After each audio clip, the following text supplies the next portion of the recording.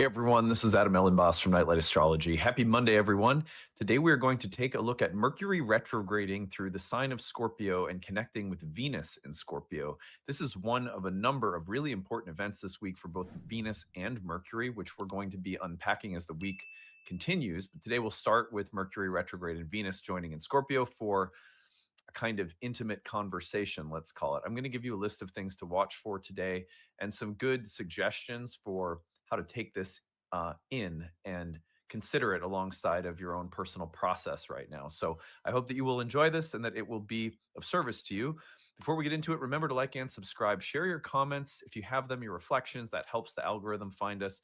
Subscribing, we really need all your help we can get to grow this community and channel. We're trying to get to 100,000 subscribers by next summer. So if you listen regularly, click that subscribe button. It helps us tremendously. You can find transcripts of any of these daily talks on the website, which is nightlightastrology.com. Right now, we are in our 12th annual Kickstarter campaign. I can't believe that it's been 12 years of doing this and 12 years of receiving the support from so many wonderful people who regularly watch this content. We are now producing content 7 days a week, year round. There's a whole team and staff of people at Nightlight behind the scenes that allow for me to create this content every day. It's about 3 hours worth of work every single day that goes into this. I want to take you over to the Kickstarter campaign and show you what's up. As I'm recording this, it's just our first. I record the videos about 1 week in advance. So today we're actually on the 7th or 8th day of the Kickstarter. We're off to a good start. The numbers you see on the screen are reflecting on the day I'm recording this. We need to get to 2,043 backers by New Year's Eve. We're off to a great start, but we need all of the help we can get. Help us start strong and finish strong all the way through every single day. When people head over to the Kickstarter and pitch in a $5 donation, a $10 donation, you support this channel, you support staff, you support the production year round. And our school is really special in that we provide need-based tuition. So a huge amount of people that come through our programs are people who otherwise have very little and could not afford to take our programs. And they're able to do so because we don't have a bottom line. And we don't have a bottom line because the Kickstarter does well in the way that it functions as a sale for all of our learning and education material. So anyway, whatever you donate, we super appreciate it. All of the rewards that you can pick up, they're really awesome. Tons of exclusive rewards. The horoscopes for the year ahead, all 12 signs, about 6 hours worth of content. Your 2026 astrology report on all of the major transits. I don't release it anywhere else. Some guided meditations. A nice video that I've made on some thoughts on how to get started with a meditation practice if you've never had one. A calendar for the year ahead. There are some personalized readings you can pick up. You can pick up early access to the next book that I'm writing. And then we have class passes. So you're going to learn at the end of today's video about all of the rewards. Our class passes are definitely our best deal. You're going to save. This is our best sale of the year on all of our programs. And you can get class pass bundles that never expire. So you can use them in 2026, 7, 8, and go through our programs at whatever pace you want. So anyway, when you contribute, it really does help us a lot. And I want to thank you for everyone who's already pitched in. We really appreciate it. And again, at the end today, you'll find a video tagged on that explains every single reward we offer. And as you're looking at those class passes and considering the bundles, if you have any questions, all of our programs are listed on the website, so you can look at all of them in depth in case you have questions about them, or email us with any questions about any of the rewards, info@nightlightastrology.com. Okay, on that note, let's turn our attention to the real-time clock. And we are going to be taking a look at this kind of spicy connection between Mercury retrograde, who's getting close to finishing up its retrograde now, and Venus. So here we are today, Monday, November 24th. And you can see that the position of Venus and Mercury are just less than a degree apart from one another.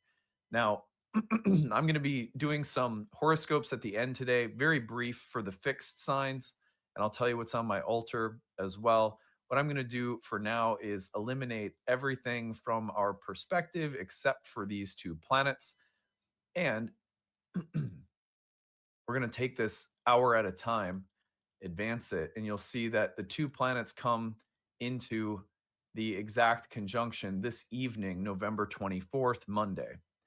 Now, that conjunction is the subject of our conversation for the day. And like I said, at the end, I'll tell you the fixed signs have it in their angular houses. So we'll look at that. We're doing some other horoscopes and a live stream later in the week. I'll tell you more about that later. But in the meantime, let's just take a look really quickly at where this comes in the greater sequencing of the week. Oh my gosh, I have no idea what that is. Here we go. All right.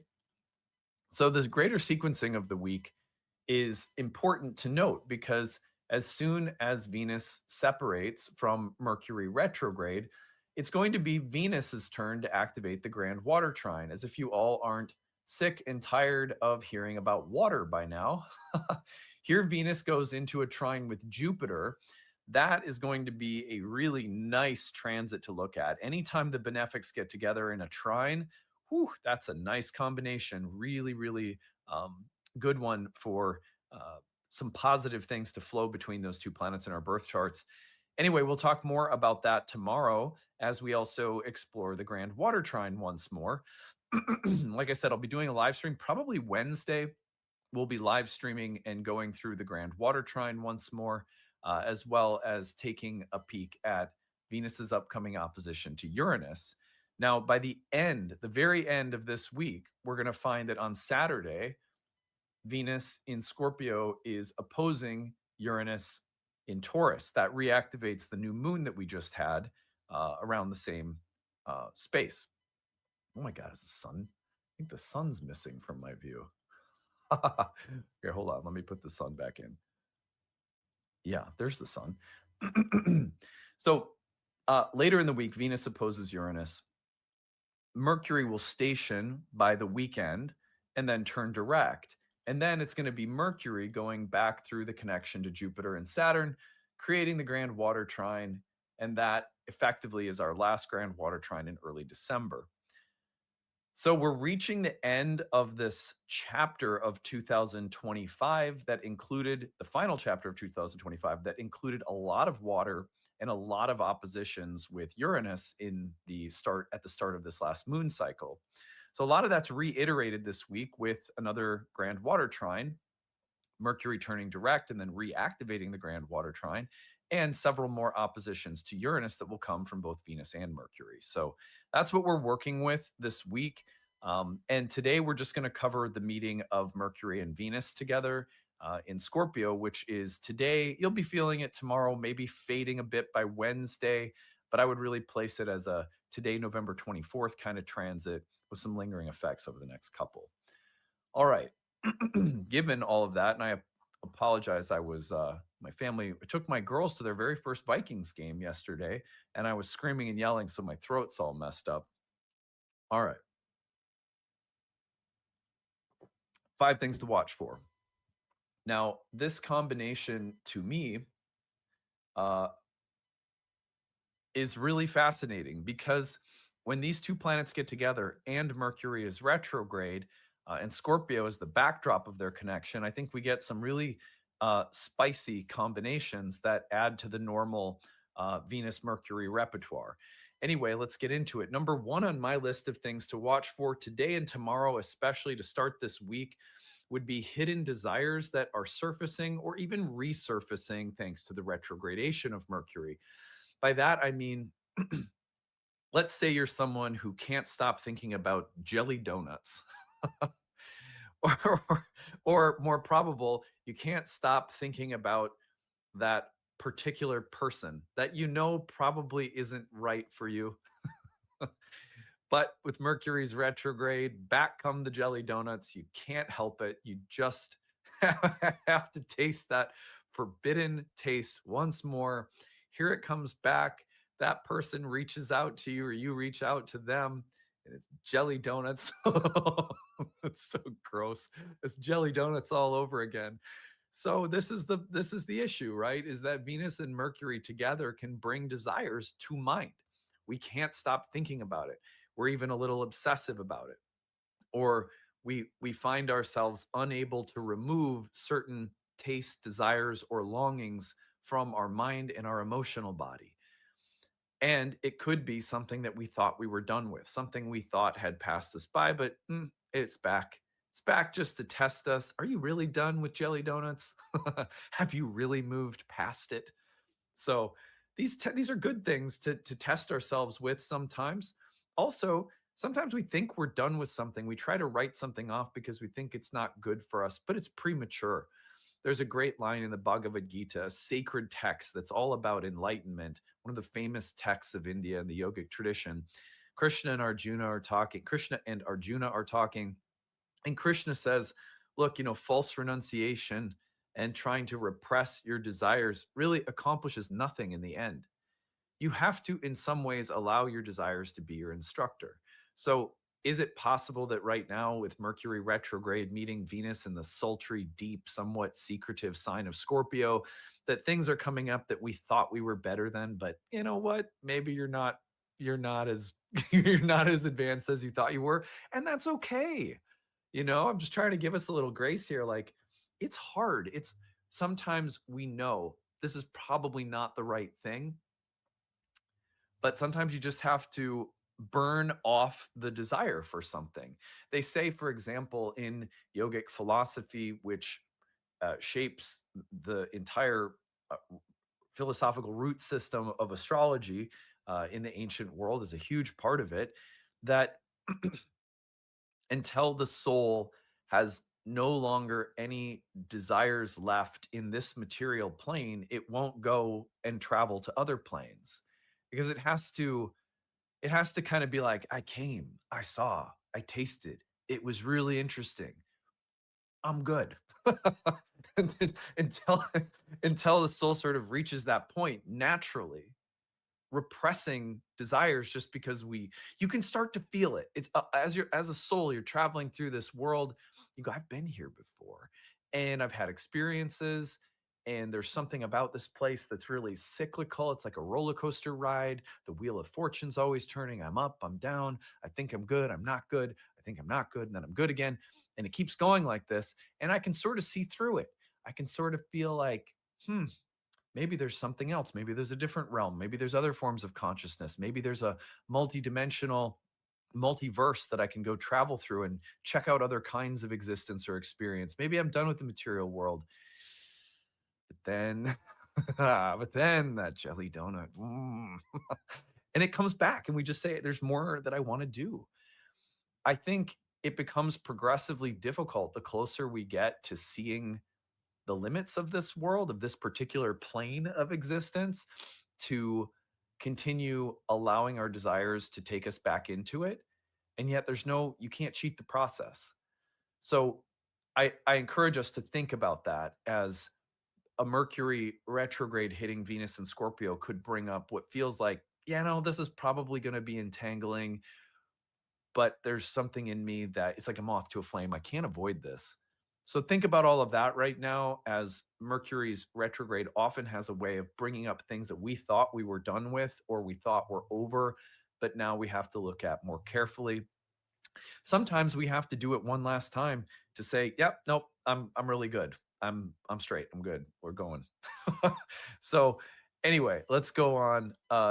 Number 2, psychic merging and boundary testing. I think that Venus in Scorpio craves depth and totality, like that feeling that I'm fully consumed, or someone has fully consumed me, for example, in love or sex or emotional exchange. And I think that sense of fusion it's like nuclear and emotional and erotic fusion that Scorpio, I love that about Scorpio. It's so rich, and there's few things that can really satisfy us emotionally like that fusing quality that Scorpio brings to things. But when Mercury comes together with Venus in Scorpio, I think it's a time where we can look at fusion emotionally, or attachments, bonds, and how close we are to something, or how deeply we like to be involved or invested in something emotionally or energetically or what have you. And we can start to rationally reflect upon it. Like, when the state of fusion in Scorpio is so primal, it's so instinctual and libidinal and creative and sort of physical, that it's not always the easiest space to be rational about. Like, I think there's a movie that was in the 1990s that I actually rewatched not too long ago, because my wife had never seen it, and I was showing her movies. She wasn't like a big movie person in the 90s, and I was. So I was like trying to show her some movies that she missed in the 90s. One of the ones we rewatched was Basic Instinct. You guys ever see that movie? Classic. Sharon Stone. Anyway, um, so the thing about Basic Instinct is that all of these men are so they get so lost in the craving, and the obsession and the sexual attraction, and it becomes like this web that they get caught in, and then there's this like female destroyer goddess type of archetype in Sharon Stone's character and in the film in general that then sort of annihilates them. And this is archetypal. This is depicted in many of the figurines and statues of goddesses from around the world. That there's something about the material world, the material energy, the feminine that has to draw us deeply in and destroy us. And this is why we take form in a body. That there's a mirror of that process to take a body and then die and be destroyed by the material energy. Like the material energy is like a playground, but its bottom line is death, right? It's impermanent. So there's, you know, anyway, the point is that we get so deeply enmeshed and entangled, and it's hard to be rational. And that doesn't mean we need to be rational or rationality is better or something.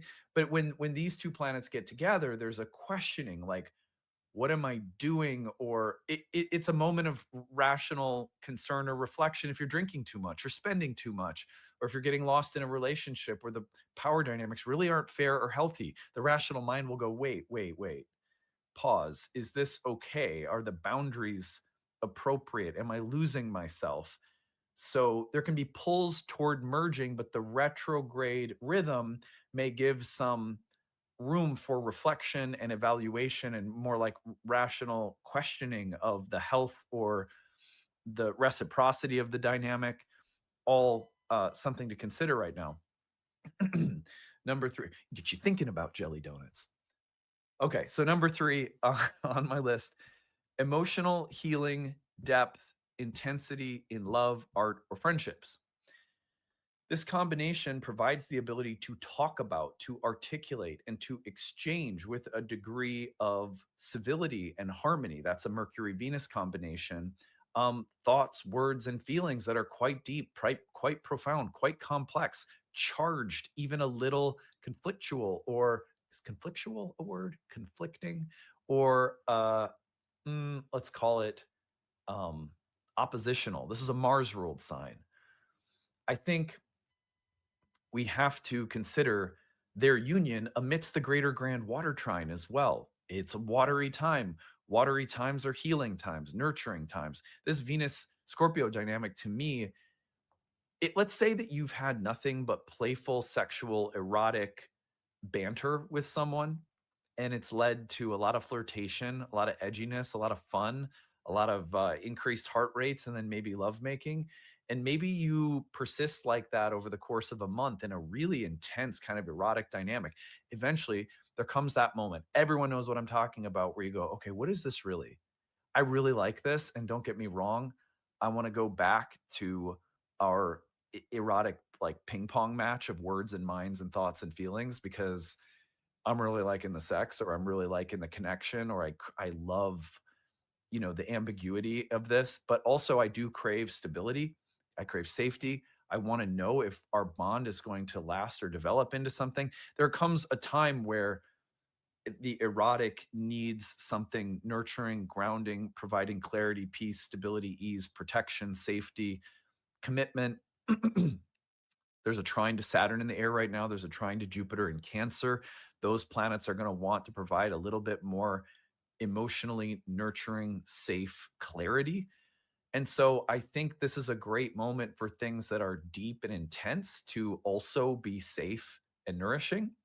And that's why I say there might be some appropriate level of emotional healing or depth that's available right now, where the erotic edginess can also be a safe place and a place of healing or connection and saying like You know, are we good? You know, so or healing. If an ongoing relationship is ready to have a more serious conversation, boy, Venus and Mercury and Scorpio can provide that depth. The intensity in art, love, friendships, the depth, the provocativeness, the exploration of taboo subjects, of things that are a little bit more subversive could all come up right now and be really enjoyable and surprisingly, again, safe and somehow held. I love that because you've got Jupiter in Cancer, Saturn in Pisces to provide a little bit more of a container. Number four, the intelligence of desire. I was talking about this to start, but I want to return to it. Our desires are our guides and teachers that live sometimes in the costumes of the unconscious, of demons, of uncontrollable impulses, of what feels like the worst in us, sometimes morally or emotionally. But if we learn from those things, like let's say you have an unhealthy obsession, or let's say you have unhealthy levels of anxiety, or you try to control things or people and you create too much drama because there's just uh, there's some hurt or some wounds and lack of trust, whatever the case might be. If you learn and grow from the more complicated, painful, sometimes conflicts that arise in relationships, um, that's all meant for us to learn and grow from. I think we we think about spiritual growth too often in terms of morality. Like, if I'm good, then I'm growing spiritually, and if I'm bad, then I'm regressing spiritually. But everything that I've learned, especially from my psychedelic experiences, my experiences, meditation, even to a certain extent, bodybuilding as a hobby in the past years, growth is like this wave pattern. And it's sort of like, in a linear sense anyway, it's sort of climbing upward toward more enlightened consciousness. But it ebbs and flows, and we go through these dips and then these rises. And the overall rise of consciousness can't help but occur through this kind of wave pattern. And our desire is a part of sometimes what feels like it's pulling us down or back. Like, desire can feel really regressive to us. Like, gosh, I should be focused on just being a good parent, but I can't help but want to tell my kids to shut up, put them to bed half an hour earlier, neglect something that they're concerned about because I want to watch Netflix's new fucking Frankenstein movie or something. It was like, I haven't seen that movie. I didn't do that to my kids, but I'm not above it. So you get what I mean, though, right? That can feel so regressive. You're watching Frankenstein, and then you're like, should I go wake my kids up and tell them I'm sorry? Jesus, what's wrong with me? you know, and this is life. We do our best. The things that pull us, that I need to do this, I want to do this, it can be kind Yo, of feel Sailor Chris, what's up, self-involved man? or How are you? whatever. And how are you, I don't know young to a die? how we could Yo, I'm sorry, I changed the and plans. not Mercury retrograde, make brothers. I those am ebbs going and to lift flows for of maybe desire, some levels of maybe like 20 selfishness, minutes, and then I gotta go. I'm sorry. I apologize. part of how the curriculum unfolds.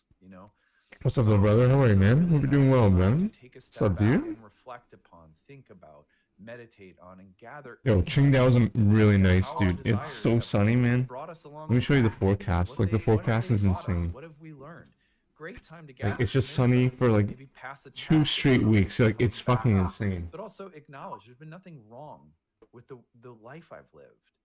Sure, on a relative level, there's good and bad choices. I reflect upon them. I don't dismiss them and become, I don't live in some kind of moral, some hollow world. There's morality, right? But spiritual growth is something more than that.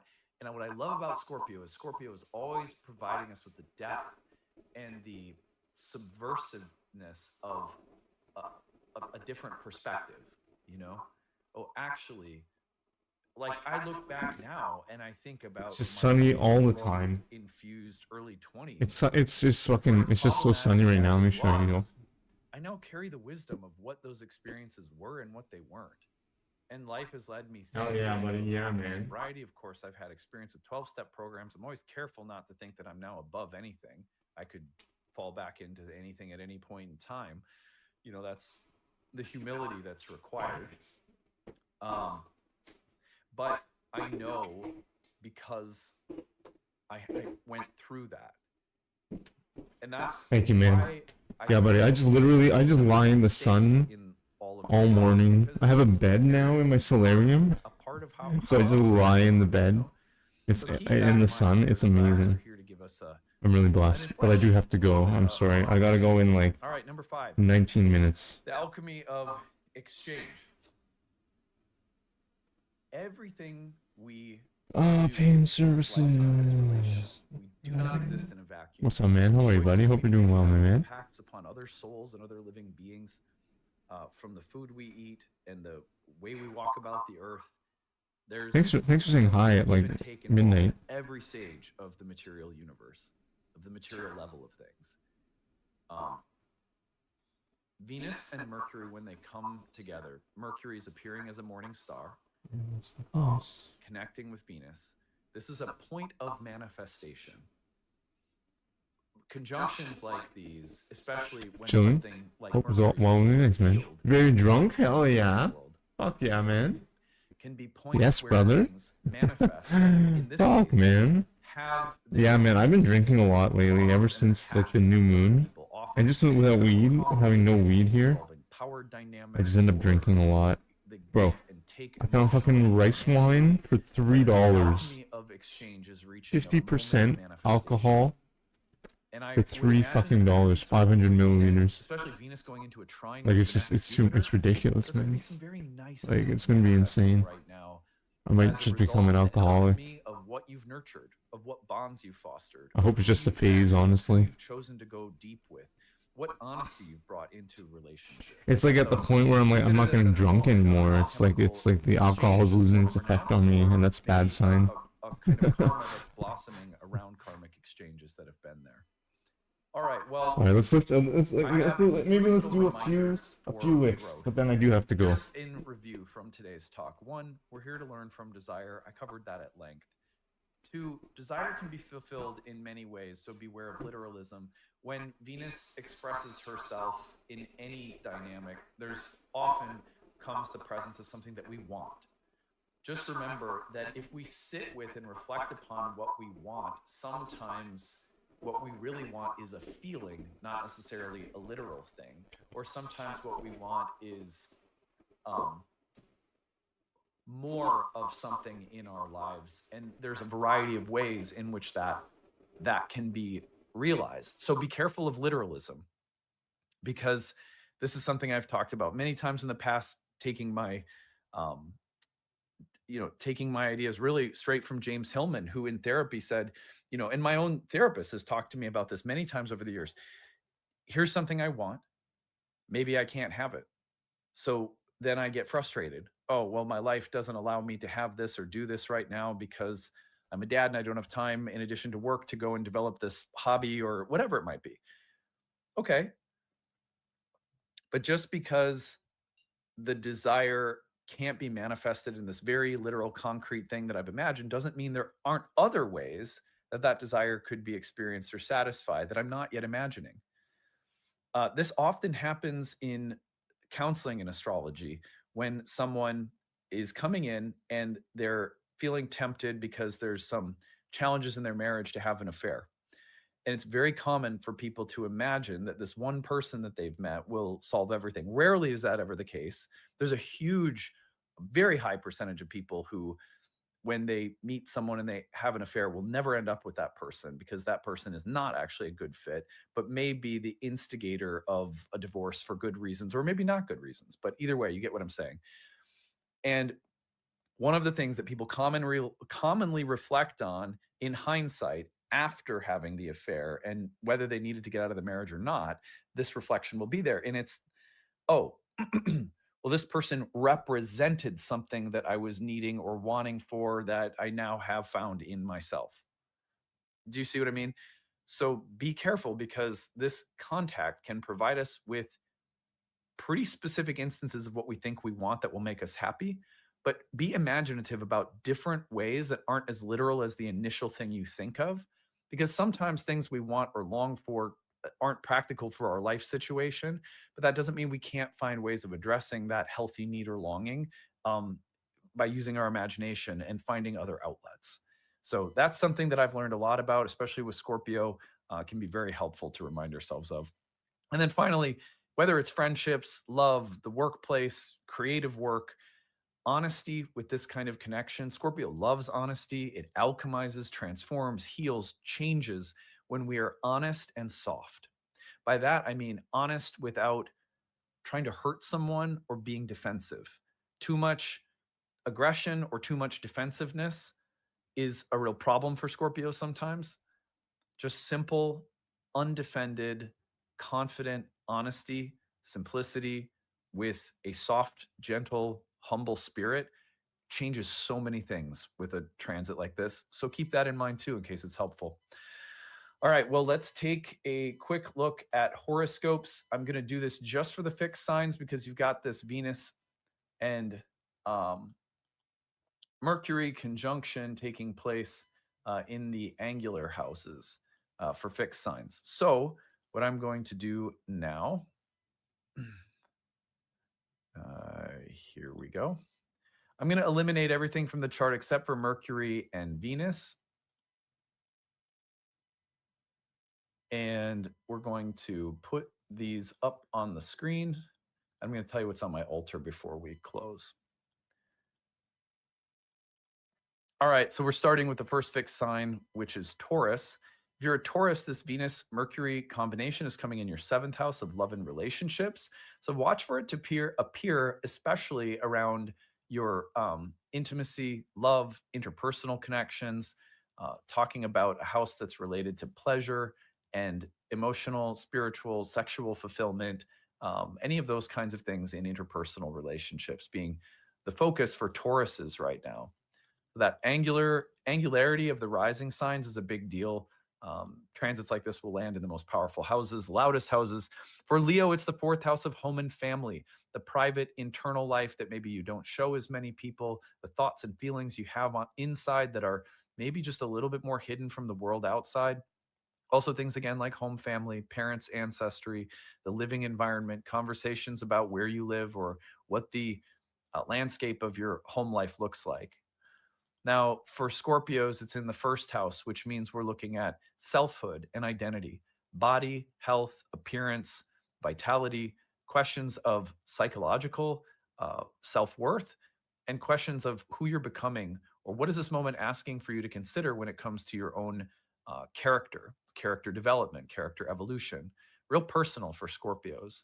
And then finally, for Aquarians, is taking place in your 10th house, which is the career house, the public facing self, the world of your vocation or career, what's happening in that workplace environment, your role in the workplace or your vocation, or just for even for people who are retired, the intersection between yourself and the public world that you still inhabit in retirement could be a focus for that transit. All right, now I'm going to tell you what is on my altar this week because we're starting the week with some really strong Venus connections. I have Venus on my altar this week. Just show you. So you can see Aphrodite there right in the middle of the altar. She's front and center. We're honoring and acknowledging her this week as guiding the process of spiritual change, healing, growth. Just really taking a moment to thank Venus for all that she does in my relationships, in my marriage, in my friendships, with my daughters of Venusian signification. So um, I encourage you to take up an altar practice.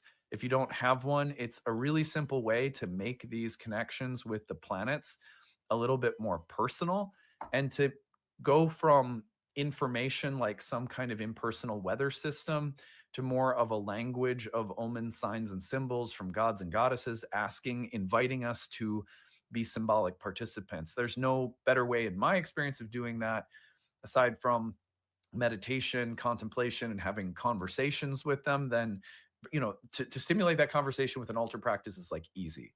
So I hope that you will consider that. Remember, we are trying to get to 2043 backers on this channel by New Year's Eve. Donate to the Kickstarter. You can find the link to the Kickstarter in the comments section of this video or in the description of this video, or head over to the website, nightlightastrology.com. There's a link there. When you go over to the website, to the Kickstarter, pick a reward. It can be a tiny amount, it can be a big amount. We've got tons of awesome gifts. I'm going to tell you about them next. And thank you so much to everyone for donating and supporting the channel. We'll see you again tomorrow. Bye. Hey everyone, thanks for sticking around. I'm going to tell you about the different rewards that are available when you donate and support this year's Kickstarter. Remember, our goal is to get to 2,043 backers by New Year's Eve, and your contribution makes a huge difference. But when you do contribute, there are a variety of really cool gifts that we offer only once a year through the Kickstarter campaign. So I'm going to take you over to the Kickstarter and tell you about what those are. You can also find more information about almost all of the rewards on our website, nightlightastrology.com. Any of the programs that you might want to take, all of the details about those programs, their start dates are all located on the website in case that's a question. But at the top, you'll notice on the right-hand side, when you're scrolling down on the Kickstarter, you're going to see the different rewards that are available at different pledge levels. The basic pledge level is the Astrology of 2026 calendar. This is a really nice PDF calendar that we make that gives you a feel for what transits I'm going to be covering on the channel as the year goes on. It's also really nice to know what the transits of the year are.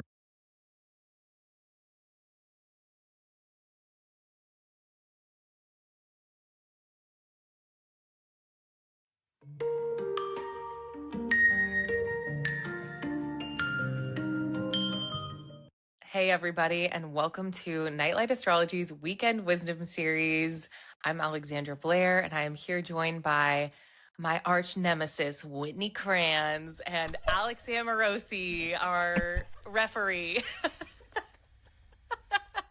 We're ready to throw down today, Sagittarius season. Play nice. Everybody play nice. I know Mars is in Sagittarius. Play nice. Yeah, we're going to do our best to keep the outright hatred and secret grudge holding to a minimum. As we talk today about the Sagittarius dignities, we are going to be talking about how Mercury and how Jupiter work in Sagittarius. We've been doing this dignity series for a few months now, and we are finally here at another episode with only 2 lonely planets to talk about. So we're going to get into those today. But first, I want to let you guys know about Nightlight's Kickstarter, which they do every year to fund the school, the Nightlight Astrology School, and also to fund Adam's incredible content, which he uses to support up-and-coming astrologers, much like those of us on this show who talk to you every weekend. The Kickstarter has some really cool rewards. They have all kinds of stuff in there. You can do a year ahead mini reading from Adam. It's really valuable if you are interested in taking one of Nightlight's classes, because you can get an awesome discount if you purchase it in support of the Kickstarter. I know you guys have done that route before.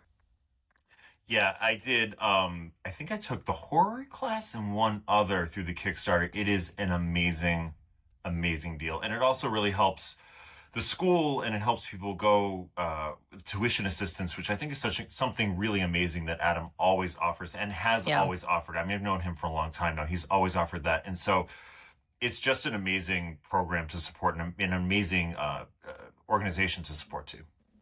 Same, yeah. And I think it was the year before last, I got year 2 on the Kickstarter, which just totally blasted off my astrology abilities 100%. And this past year, I actually did the Adam's mini reading, and I know those sold out super fast. And yeah, those go first every year. Yeah, I loved that. It was a great way to start my year, with a little bit of grounding for what we can expect in the year ahead. So definitely recommend hopping on the Kickstarter. Yeah, I last year did the bundle of 3 horary readings, which I also am enrolled in the horary class. So in theory, I could have done that for myself, but it never really works to read your own chart. And I have used one of those, and I had a really cool experience doing horary with Adam. It was super spot on, and his reading we were just laughing about it before we got on the show. It was very accurate to me. So you guys can find those. The Kickstarter runs through New Year's Day, and they are trying to always just get at least one more person to support than they did last year. It supports the channel, it supports Adam making content, and it supports the school and all of those juicy free horoscopes that you guys get every year from Adam. So definitely check that out.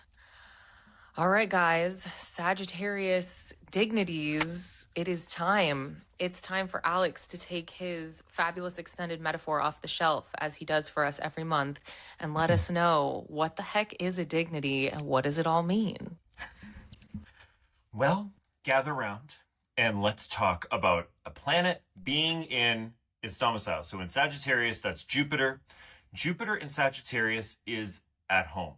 Jupiter's in his hometown. He knows how to get around. He doesn't have to think about anything. He knows where the grocery store is. He knows where the post office is. He knows where everything is. He can just kind of go and do his thing.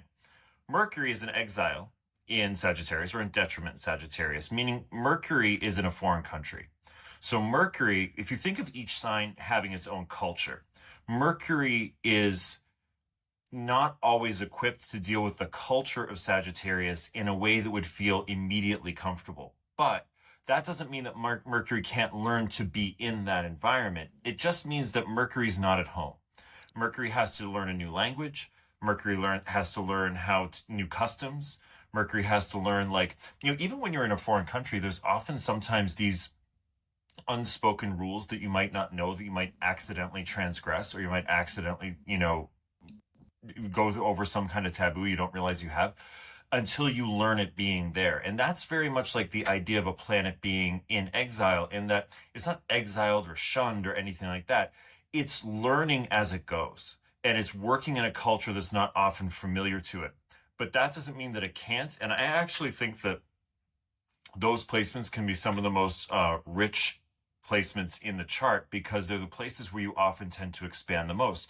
When planets are in their own domicile, they're very strong, and there's a lot of positivity to that too. But they know what they're doing there. And when planets are not there, it's like in the opposite sign, where Mercury would be the ruler of Gemini, the opposite sign of Sagittarius. So when it's in Sagittarius is in detriment, Mercury has to expand. Mercury has to grow. Mercury has to figure out the culture. And even though it may learn all those things really well, it's never quite a sort of native to that country, so to speak. It's always going to have a little bit of feeling of, I might be a little bit of an outsider here, which is actually, by the way, I don't know if you guys find this, but I find that in readings when planets are in exile or in detriment, there's an outsider type of feeling sometimes that goes on generally in the chart or with the native. Yeah.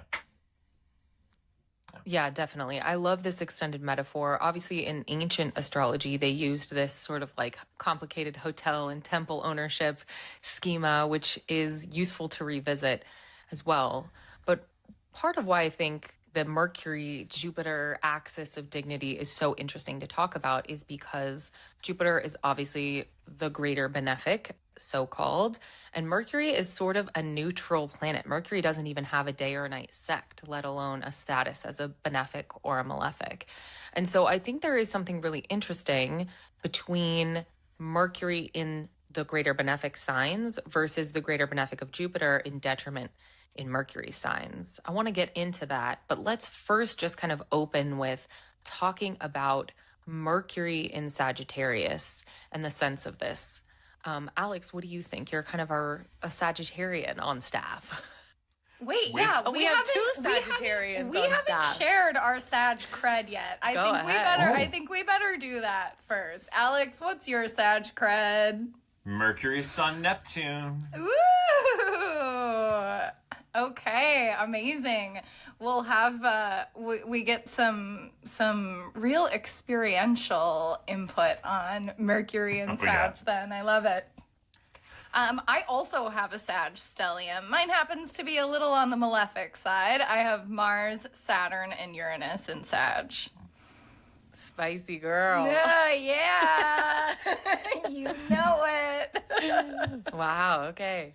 Sagittarius is my 12th house, so I can't see it, doesn't bother me. If I can't see it, it's not there. Can't see it, it's not there. Having fun, visionary thinking, who needs it? Let's go. Isn't that kind of cool though about the 12th house? I've experienced this in my life. I know, obviously we're all friends here. That was a big joke that we began with, obviously, haha, on the comments. But you know what? I know that Alexander has several fairly prominent Sagittarian friends, right? And like Cancer is my 12th house. I have several very prominent Cancer people in my life. Isn't it cool how we often, like, without doing it on purpose, attract these people from our 12th houses to kind of like bulk up or round out that experience that isn't so easy for us to tap into. I Yeah. love that. Yeah, for sure. I think it's also for me with Sagittarius as my 12th house, my Mercury and Sun are together in Gemini in the 6th house. So any transiting Sagittarius season is happening in opposition. It's actually trying to take me away from my zone of genius down there in the 6th. It's like, come into the darkness, baby. And I'm just like, ugh. But yeah, I think it's pretty interesting. Let's start with talking about Mercury in Sagittarius, or maybe let's start with Jupiter in Sagittarius, right? Like, let's start domicile rulership and just see how we feel into that. Alex, what do you think, and how do you feel about a Jupiter in Sagittarius? On the surface, will often appear very hopeful, very boisterous, very excited, very kind of big in a lot of ways. But I think Jupiter and Sagittarius. Well, so let me stay with this for a second. Jupiter and Sagittarius also is about things that we have to interpret, things that we have to make sense out of, things that we have to taking a set of data and trying to synthesize them into one coherent narrative or meaning. That's why Jupiter a lot of times to me does, not just to me, but does represent religion, philosophy, law, astrology, ancient sciences like that, is because you're taking a lot of different sort of aspects of something and trying to narrow it down into a narrative, but that usually by definition requires some kind of interpretation. Jupiter works more in symbols. Jupiter works more in abstract, in representation. And so I think Jupiter in Sagittarius is this wonderful big energy of trying to make sense and meaning out of things. It's not just enough for it to be. It has to have purpose. It has to have meaning. Now, that can happen in very healthy ways, and that can go overboard as well. And that's actually something that can definitely happen with Jupiter in Sagittarius, is going overboard, exaggerated, big. Everything feels much more pronounced. Like, one thing I often think of with Sagittarius season 2, because it comes classically at the holiday time, right? Is from, for us here in the US, from Thanksgiving up to around Christmas time. And those are times of big feelings, both positive and negative. People have these sort of big feelings of getting together or coming together with people, but there can also be very difficult feelings that happen around that time of year, very difficult feelings of loneliness or isolation. Jupiter tends to magnify, exaggerate, and expand. And Sagittarius season in a lot of ways just feels expanded, exaggerated, abundant, but maybe even overly so. Like I've said it before on this podcast, I'm always so grateful for the days after Christmas, between Christmas and New Year's, because it just feels like Saturn has come along and we're just paring it down. We're just calming it down. So that's my take on Jupiter. What do you think, Whit? Yeah, well, you stole all my keywords. Haha. No, Welcome.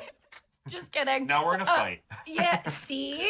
Ooh, it's spicy in here for Sag season. No, I want to unravel the thread about Jupiter and Sagittarius really creating meaning, because I think that is such a key part of this, right? People who have Jupiter in Sagittarius have this huge commitment to understanding, expanding their own mind and their own consciousness, right? To fully understand, but then also apply meaning. It's interesting because we think about Jupiter's other sign, Pisces, right, as this incredibly expansive quality, but it's different in Sagittarius because Sagittarius is the archer, right? The centaur archer with the arrow. There is a fire and a direction to Sagittarius, right? That arrow, then the point is to grasp that meaning, right? Rather than where Jupiter and Pisces is maybe just expanding for the sake of broad, expansive experiences, right? And, I've seen this in my client practice. I've seen this in my personal life. My mom, for instance, has Jupiter in Sagittarius in the 7th house. Well, we say bigger isn't always better, right? She's had multiple marriages, multiple relationships through her life. I am thankful for some of those experiences as well and being able to have learned from them. But what's amazing is that Jupiter in Sagittarius in her 7th house in her chart has helped her create this ability of it's like philosophizing her experiences. Is that a word? Philosophizing? It is now. Maybe that was a little hint of Mercury in Sag, Sag. too. Cares if it's real, just say it. Right. But my mom is also a musician, and so she's taken these experiences and like transmuted the experiences into meaning to funnel through her creative expression. And so that's so much of what Jupiter in Sag comes down to for me. Yeah, I was thinking and just took a second to look it up because just as you're talking about these themes, I let myself wander to the types of people that come up for me naturally. And I was thinking of Tony Robbins, I think he'd hate to be called a motivational speaker, but he's at least that. And you talk about bigness, you talk about stoking and cultivating belief. He does have Jupiter in Sagittarius. He also has Mercury in Pisces, interestingly enough. But yeah, he's a Libra rising with that Jupiter and Sagittarius in the 3rd house. And I think that is so visible in his work. I mean, one of his most famous books is called Awaken the Giant Within, and he is 6'7" tall. He is an enormous man, right? When I think about Jupiter in Sagittarius and stoking belief, that's exactly the kind of figure that I'm thinking of. And it can happen in these very interesting ways. I also think there's something quite kingly about Jupiter in Sagittarius, and this can run the gamut. I think there can be, depending on what else is going on in the natal chart, right? But there can be this sort of like hardy king that everybody believes in, who makes everyone's visions coalesce into some big overarching, just beautiful vision.